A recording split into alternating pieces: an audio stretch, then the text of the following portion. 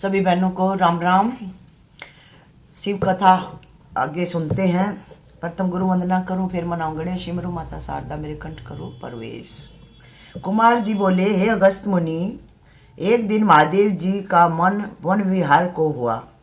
इसके लिए उन्होंने एक सुंदर से मृग का रूप धारण किया और सलेसमान तक वन में जाकर दूसरे मृगों के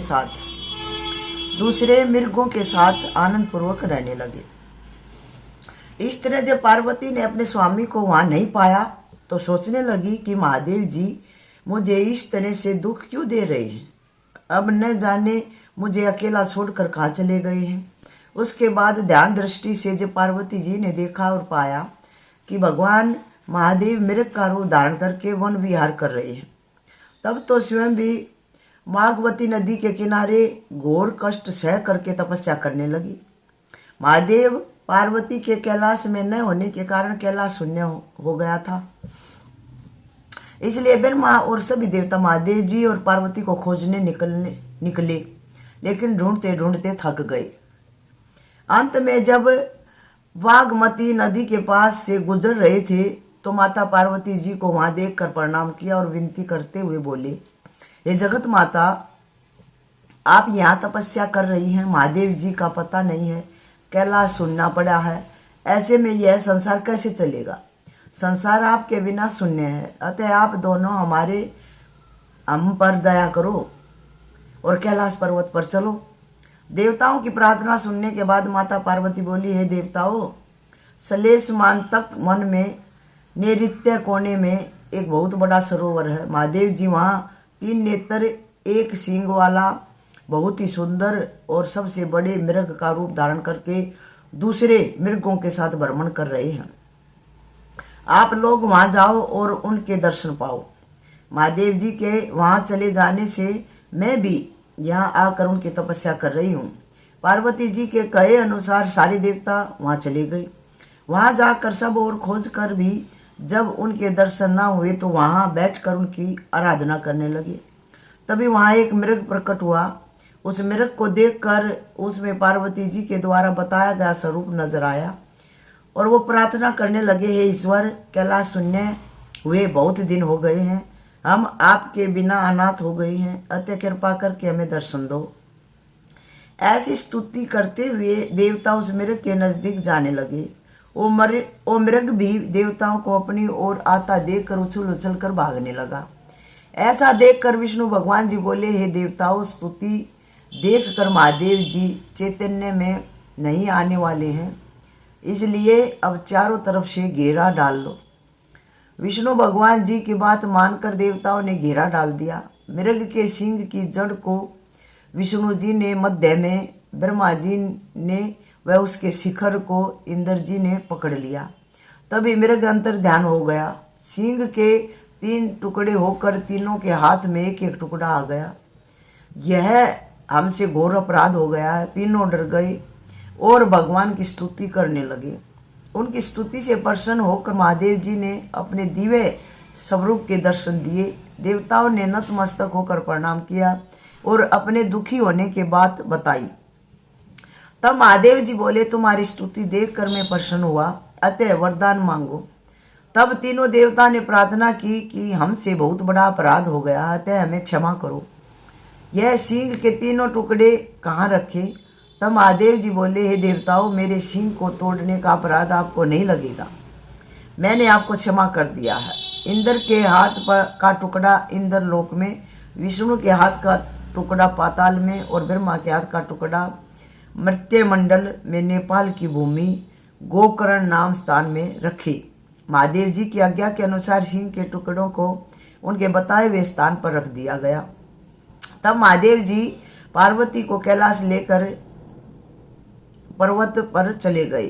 तब से लंका का राजा रावण गोकर्ण में आकर नित्य मृदंग बजाकर महादेव जी की पूजा करने लगा। एक दिन महादेव जी जब विष, भांग और धतूरे के नशे में चूर थे, तब रावण वहां आ पहुंचा और उनकी अनेक तरह से स्तुति करने लगा। उसकी स्तुति से प्रसन्न होकर महादेव जी बोले, हे रावण, जो इच्छा हो वो मांगो, क्योंकि मैं आपकी भक्ति से प्रसन्न हूँ। तब रावण प्रार्थना करते हुए बोला, हे प्रभु, आपकी कृपा से सब कुछ है, किसी चीज़ के मांगने की जरूरत नहीं है। तब महादेव जी फिर बोले, कुछ नहीं मांगने से तुम्हें सुख नहीं मिलेगा। तब रावण विनती करते हुए बोला, हे भगवान, मेरी इच्छा पूर्ण करने का विचार है तो आप अपनी सबसे प्यारी पार्वती मुझे दे दो। रावण की ऐसी प्रार्थना सुनने पर महादेव जी प्रसन्न होते हुए बोले, यह लो। ऐसा कहते पार्वती को रावण को दे दिया। रावण भी जगजननी माता पार्वती को लेकर लंका के लिए चल पड़ा। यह समाचार जब बैकुंठ में बैठे विष्णु जी को पता लगा तो वह विमोहिनी का रूप धारण करके छुप कर रावण के लंका जाने के रास्ते में बैठकर उसका इंतजार करने लगा। रावण के वहां पहुंचने पर मोहिनी रूपी विष्णु रावण से पूछने लगे, ये महाशय, आप कौन है? क्या ढक के ले जा रहे हो और कहाँ ले जा रहे हो? रावण बोला, मैं लंका का राजा रावण हूँ। महादेव जी ने प्रसन्न होकर पार्वती जी को मुझे दे दिया है, इसको अपने घर ले जा रहा हूँ। रावण की बात सुनकर मोहिनी रूप विष्णु हंसते हुए बोले, हे रावण, तुम वीर पुरुष होकर लंका के राजा बने हो, फिर भी जिसने जो बोला वो मान लेते हो। फिर महादेव ने तुम्हें माया से उत्पन्न की हुई पार्वती देखकर तुम्हें मूर्ख बनाया है। तुमने भी कुछ नहीं देखा, इसलिए कुछ नहीं बोल पाई। इस बात का बहुत आश्चर्य हो रहा है। यदि महादेव जी की असली पार्वती को ले जाने का मन है तो उनसे असली पार्वती मांगो, जो उन्होंने अपने आसन के नीचे छुपा रखी है। रावण विष्णु भगवान जी के माया जाल में फंस गया और उनकी बातों को सच मानकर पार्वती को वहीं छोड़कर कैलाश पर्वत पहुंच गया। तब विष्णु भगवान भी पार्वती माता जी को बैकुंठ में ले गए, उन्हें वहां आदर पूर्वक रखा। रावण कैलाश पहुंचकर महादेव जी से विनती करने लगा, हे भगवान, आप तो मुझे माया द्वारा उत्पन्न पार्वती देकर मुझे छलना चाहा, उसको मैंने रास्ते में ही छोड़ दिया। अब यदि आपकी पार्वती देने की इच्छा है तो अपने आसन के नीचे छुपाई हुई पार्वती को दो। रावण की बात सुनने के बाद महादेव जी ने ध्यान दृष्टि से सारी स्थिति को समझा और झट से आसन के नीचे अपनी माया से एक स्त्री को निकाला और उसे रावण को देकर वहां से विदा किया। उस माया से बनी हुई स्त्री को लेकर रावण लंका चला गया। तब विष्णु भगवान भी पार्वती जी को लेकर कैलाश में महादेव जी के पास छोड़कर आ गए। उसके बाद एक दिन महादेव जी जल क्रीड़ा करने के लिए पार्वती से विदा लेकर मानसरोवर में राजहंस बनकर आ गई। वहां आकर जल क्रीड़ा करने लगे। उधर अंतरपुर में वीर जालंधर अपनी पतिव्रता स्त्री वृंदा के साथ बातें करते करते अचानक ऊंचे स्वर में हंसे। तब वृंदा ने अपने पति से पूछा कि आप क्यों हंस रहे हो? तब जालंधर बोला, हे वृंदा, तुम इस संसार में सबसे सुंदर स्त्री हो। यह मेरा भाग्य है कि तुम मेरी पत्नी हो, इसलिए मैं हंसा। तब वृंदा बोली, हे नाथ, महादेव जी की पत्नी पार्वती के सामने मैं कुछ भी नहीं हूँ। उसको देखो, उसको आपने देखा होता तो आप ऐसा कभी ना बोलते और न ही हंसते। अपनी पत्नी वृंदा की यह बात सुनकर जालंधर बोला, ऐसी बात है तो मैं अभी पार्वती को छल कर आता हूँ। ऐसा बोलने के बाद माया से उन्होंने महादेव जी का रूप धारण किया और कैलाश पर्वत पहुंच गई। महादेव जी वापस आ गए हैं, ऐसा सोचकर पार्वती सोने के कमंडल में पानी लाकर उनके पांव धोने के लिए दरवाजे पर आई। तब पार्वती को देखते ही जालंधर मूर्छित हो गया और वहीं गिर गया। ऐसा देखते ही पार्वती ने अपनी ध्यान दृष्टि से देखा कि जालंधर महादेव जी का रूप धारण करके उनको छलने आया था। तब उन्होंने अपने गणों से कहा कि इसे कोई न छेड़े और स्वयं अंदर चली गई और भगवान विष्णु की आराधना करने लगी। विष्णु भगवान तुरंत आए और बोले, हे माता पार्वती, मुझे क्यों बुलाया है? तब पार्वती बोली, हे प्रभु, महादेव जी मानसरोवर में जल क्रीड़ा करने गए हुए हैं। देखकर पापिष्ट जालंधर मौका पाते ही महादेव का रूप धारण करके मुझे छलने के लिए यहाँ आ गया है।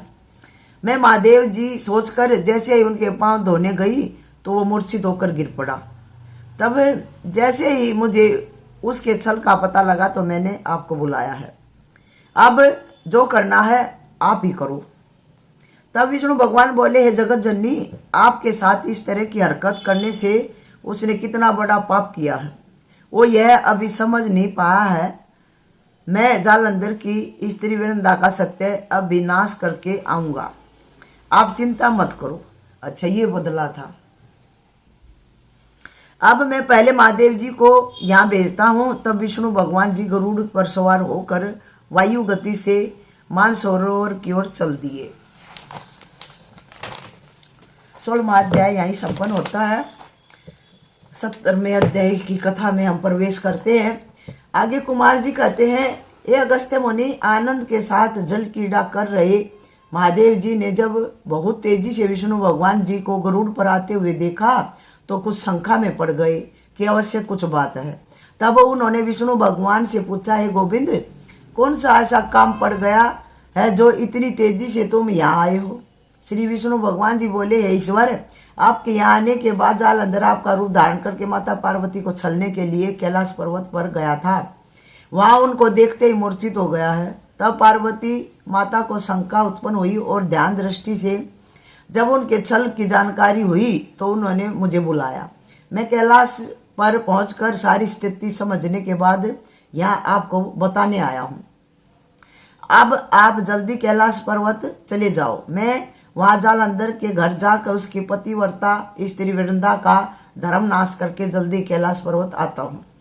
विष्णु के ऐसे वचन सुनकर महादेव जी राजहंस का रूप त्याग कर अपने असली रूप में आ गए और बहुत क्रोधित होते हुए बोले, हे विष्णु, क्या ऐसा हुआ है? मैं अभी कैलाश जाता हूँ, तुम जल्दी वृंदा का धर्म नाश करके आओ।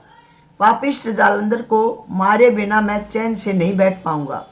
ऐसा बोलने के बाद विष्णु को जालंधर के घर भेज दिया और स्वयं कैलाश पर्वत आ गए। जैसे ही महादेव जी कैलाश पर्वत पर आए, माता पार्वती ने उनके पांव धोए, दंडवत प्रणाम किया और जालंधर के आने की सारी बात सुनाई और बताई। पार्वती की बात सुनने के बाद महादेव जी बोले, हे प्रिय, इस जालंधर को मारे बिना मैं चैन से नहीं बैठूंगा। विष्णु वृंदा का सत्य डिगाने गया है। उसके आने के बाद जालंधर के साथ युद्ध करके उसे मारूंगा। उधर जालंधर के रूप में विष्णु भगवान जी उसके घर पहुंच गए। वृंदा ने अपने पति का रूप धारण करके आए हुए विष्णु भगवान जी के पांव धोए और घर के अंदर ले आई और पूछने लगी, हे नाथ, आप तो कैलाश पर गए थे, क्या हुआ? पार्वती कैसी लगी आपको? सुंदर थी ना? वृंदा का प्रश्न सुनकर विष्णु बोले, हे वृंदा, पार्वती को छलना संभव है। मैं तो वहां के द्वारपाल को देखकर ही डर गया और यहाँ आ गया। विष्णु की ऐसी बात सुनकर वृंदा ने सोचा कि ये जालंधर नहीं हो सकता।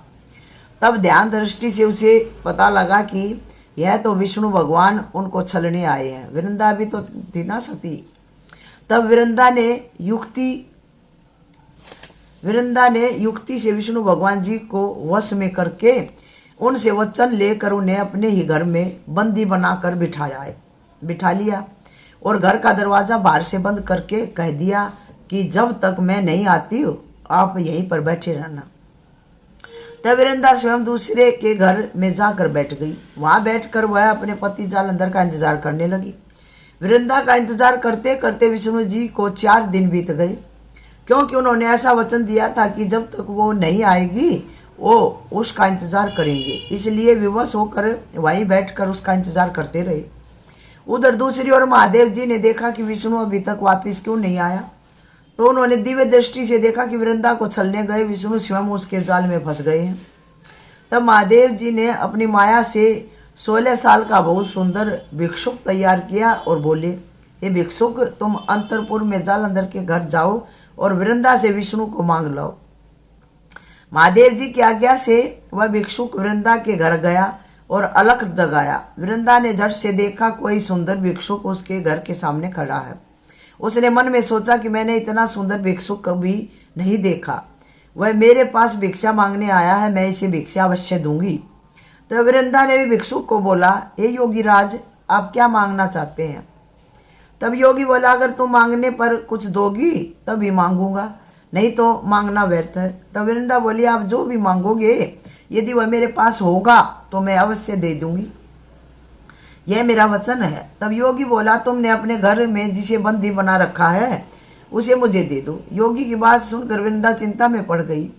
उसको कैसे दे दूं? स्वामी के आने के बाद उसको क्या उत्तर दूंगी? अगर भिक्षा नहीं देती हूं तो अपना दिया हुआ वचन हार जाऊंगी। तब उसने निश्चय किया कि वचन नहीं हारूंगी, इसलिए उसने बंदी बनाए हुए विष्णु भगवान को योगी राज साधु को दे दिया। तब विष्णु भगवान को लेकर योगी कैलाश पर्वत पर पहुंच गया। जब विष्णु भगवान जी अपने गरुड़ पर सवार होकर कैलाश पर जा रहे थे तो गरुड़ के उड़ने की आवाज से जालंधर की मूर्छा टूट गई और उसने देखा कि विष्णु भगवान जी अपने गरुड़ पर बैठकर कैलाश पर्वत की ओर जा रहे हैं। तब उसने सोचा कि पार्वती को छलना मुश्किल है और वह अपने घर आ गया। उधर कैलाश पर्वत पर महादेव जी ने विष्णु, ब्रह्मा, इंद्र आदि 33 करोड़ देवी देवताओं, यक्ष, गंधर्व, किन्नर, नंदी, भूत, पिशाच, प्रथम गण के साथ मिलकर सभा की और पापिष्ट जालंधर को मारने की योजना बनाई। तभी सभी देवता लड़ाई के लिए तैयार हो गए। तब महादेव जी ने नारद को यह समाचार जालंधर को बताने के लिए भेज दिया। तब नारद जी जालंधर के घर यह समाचार देने के लिए गए। तो जालंधर जैसे ही घर पहुंचा तो वृंदा ने उसके पैर धोए और कहा, हे स्वामी, आप पार्वती को छलने गए थे, क्या हुआ? तब जालंधर बोला, हे वृंदा, मैं महादेव जी का रूप धारण करके जैसे ही कैलाश पर्वत पर पहुंचा और पार्वती जैसे ही मुझे महादेव समझकर मेरे पांव धोने के लिए आई, उसको देखते ही मैं मूर्छित हो गया। उसके बाद विष्णु भगवान की सवारी गरुड़ के उड़ने की आवाज से मेरी मूर्छा टूटी और तब मैं घर आया हूँ। तब वृंदा बोली, हे स्वामी, तुम्हारा रूप धारण करके विष्णु मुझे छलने आया था। मैंने 4 दिन से बंदी बनाकर रखा। तभी कोई दिव्य योगी मुझसे उसको मांगने आया और ले गया। अपनी स्त्री की बात सुनकर क्रोध से जालंधर बोले, अच्छा ऐसा हुआ है? मैंने पार्वती के बारे में सोचना छोड़ दिया था, लेकिन मैं फिर जाऊंगा और उसे नहीं छोड़ूंगा। ऐसा कहकर वो घर से बाहर निकला। उसी समय उसकी भेंट नारद से हो गई।